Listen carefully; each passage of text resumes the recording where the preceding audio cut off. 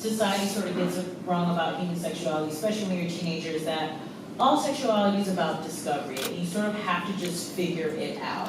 And it's not just like straight people, like, great, and then gay people, you have to go on this journey, and then you have to come out to us and reveal the secret, which feels sort of like shitty that you even have to come out. It should not be assumed that anyone is any particular thing, correct? And so, I'm thinking about sort of your different experiences with not only classmates, different girlfriends you had, your family. What's something that you wish you could have been told about sex in general that you think would have helped you feel a little more comfortable as you were sort of figuring out your process? It's a good question. It's a great question. You, Oprah. Does Oprah not do nicknames? She probably has like shortened names, affectionate terms. Yes. That could be your thing. You don't want her to do it. That's your thing. Yeah, I'm a low budget Oprah and I own it. No, it's a good question. People ask us all the time, of course, what would have helped us when we were teenagers, and GSAs are awesome. I don't think we would have joined one. We had a huge group of friends. Like, we had a lot of support. I think, honestly, what was really missing was just representation. There was no young queer representation. There were like a few movies that came out in the 90s, like Chasing Amy came out, but that's problematic. And then there was Halloween, which was fucking sick, and it was awesome, and it was a great movie, and I wrote in my journal about it, and I was all like, oh my god, the actors were so hot. It was amazing. I love it. I kept movie stuff, so obviously it impacted me deeply. There was Ricky from My So-Called Life. There was just so little for us to hold on to, and so I just think we just didn't have any language. We didn't have any language. We didn't know what we were. I knew I felt differently than my friends about my girlfriends, but what did that mean? I also liked my boyfriend. I thought he was really sweet. It wasn't until I, was experimenting and hooked up with a girl that I was like, oh no, this is very different. I'm infatuated with you, and would lay here staring at you for the next 2 to 3 months. With guys, I was like, no. And so it's like, we never saw that. We don't really see it now. Like, there's just not that much representation. And so I think for me, what it would have helped is just, I guess in the end, there's nothing that would have helped because it would have to I would have to change the time. Yeah. So ultimately, I just have to look back at that time and be kind to myself that it took a long time for me to figure it out. I made a lot of mistakes along the way. And, but it made my like discovery that I was gay so awesome, which I write about as a book. I know, Sarah's was tough. It was different. It always happened. Sarah's happened 2 years before me, so it was different. It was harder for her, but for me, we're friends with a lot of people we wrote about in the book still, most of them in fact. In fact, one is here tonight. And I really, really, really wanted to tell my romantic stories. Like I talk about one boyfriend that I had named Spencer, and I talk about my first girlfriend who was my best friend Alex, and I asked them both permission to share a story, and I really wanted it to be my version of the story, of course, and tell my part of it, not try to tell their part, but I wanted to tell it because I wanted there to be like some of that sweet, like it was so fucking exciting for me. Like I can remember after, I write about it in the book, but we make out, me and Alex, and I go to Value Village after. It was like very cool to go to Value Village then, and she'd given me a hickey, and which I was super bummed out about, but only after 5 minutes of being like I was fucking stoked. I was like, everything made sense all of a sudden to me. And so, I don't know if a movie or if a TV show or a book would have changed that, even if I had seen it, if it would have made me realize I had to run my course, and it's something I say to young people all the time, and older people, like, it's not a race. Like, you're gonna figure it out eventually, And also, too, it took me longer than Sara. This is gonna be really, I'm just gonna, thank you. I was gonna say too, like, this is gonna sound really like opposite of what I just said, but sometimes I imagine that it was okay for me to tell my family that I was gay, that I would have been able to have sex with my girlfriend all the time in my bedroom. Because I would have been like, well, now I have to give you the same rules with girls that you have with boys. And I've also had that thought where I was like, it was sort of amazing and illicit and fun to be like running around and like, you know, my mom every once in a while would be like, are you gay? And I'd be like, absolutely not. And Naomi is coming to sleep over, that's fine because we're straight. And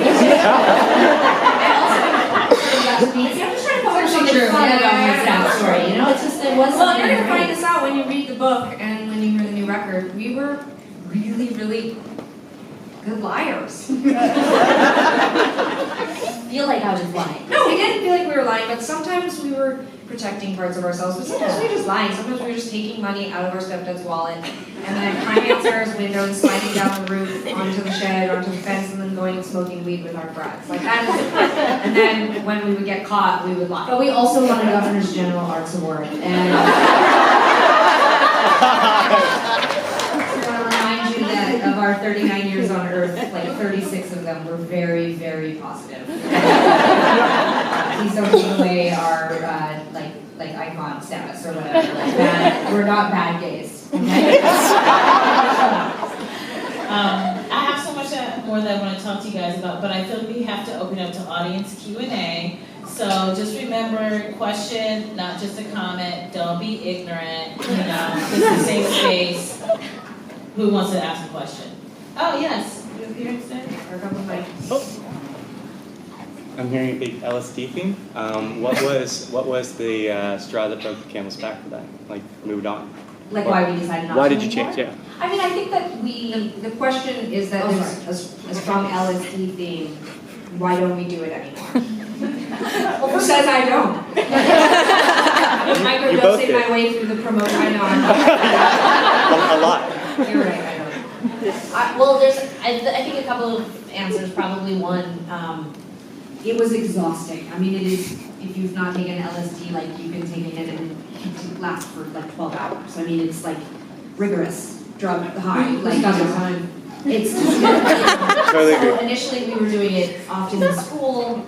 You know, we would take it, or we would do it later in the afternoon, and we would be, you know, high all night. It just got Now it's exhausting, how to be honest. Yeah, I just couldn't make the time anymore. And and then I mean this so sincerely. I think we slowly did start to. Okay, I'm just gonna be honest with you. My guitar looked very weird to me on acid. I would see it, I would recognize that it was the thing I cared about and could do something with. And as soon as I was high on acid, I was like, I don't want to touch that. Like I just, and I really liked listening to electronic music when I was high. And I remember there was this whole culture around being stoned that was fun, but I had become so interested in music and playing guitar that, and wanting to perform for my friends and the girls that I liked. And I remember just thinking like, guitar and music goes better with wine coolers, you know? And I sort of adapted my intoxication. And then eventually I became a perfectionist and I didn't want to be drunk or high. And I wanted to just play music, be good, I wanted to make the people in my life proud. And Tegan and I were like very, very, like we were very, very well behaved after high school. For many years, we didn't really drink much. We were very, I don't know, we were scared to screw up, actually, yeah. Thank you. Question. Oh, yeah, you. Yeah. Hi, can you tell us more about the footage you released of you and Tegan in the car and Sara cursing, like backstory and what was going on in your Oh, with our mom? Yeah. Oh, it's the Okay, so the footage is great. So we found all this VHS footage and mini DV footage from the 90s, and it's actually really weird. But a lot of it's going to be in the show, if anyone's seeing the tour this month.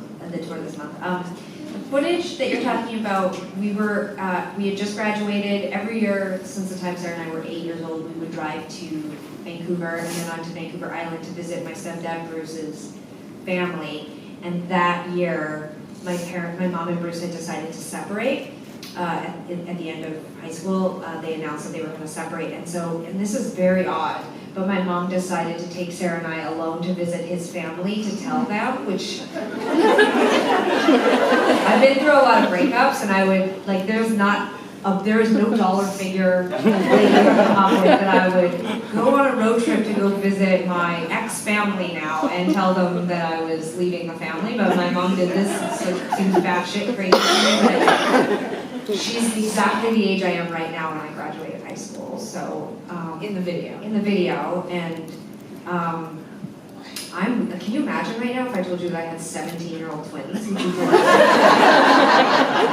fact that we made it out alive is phenomenal, like, in my opinion, parenting. But anyway, so she drove us out there and we booked some gigs.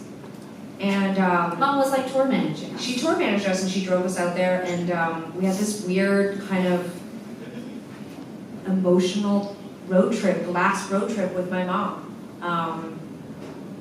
And then, yeah, she told all of my stepdad's family, which was hella awkward, and then we got back to Vancouver and they broke up. I don't know, that seems like a bummer story, but that's what's happening. And then, yeah.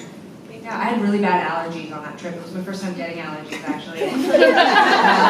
Riveting. And what I really remember is because it's like, He's very detail oriented. Sometimes I do remember a lot of detail, but I started getting allergies, and on that trip I remember every gas station we stopped at, I would fill the sink and then I would duck my face because the only relief I would feel was the 20 minutes after I'd sucked dirty sink gas station water through my nose. Great question.